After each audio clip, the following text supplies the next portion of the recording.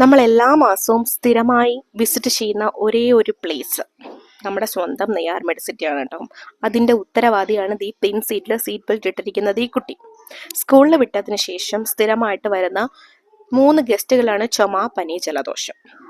Medicity നമ്മുടെ പേരിലേക്ക് എഴുതി വാങ്ങിച്ചാലോ എന്ന് പോലെ ഇടക്കിടക്ക് ചോദിക്കാറുണ്ട്. കാരണം എന്നും അങ്ങോട്ടേക്ക് തന്നെയല്ലേ ഈ പോകുന്നത്. ഇവിടെ വരുന്നത് ഈ കളിക്കാനും പിന്നീട് ഇവിടെയുള്ള കഫ്റ്റീരിയയിൽ പോയിട്ട് ചായയും ബിസ്ക്കറ്റും കഴിക്കുക. ഇതാണ് എൻ്റെ കുട്ടിയുടെ മെയിൻ എയിം.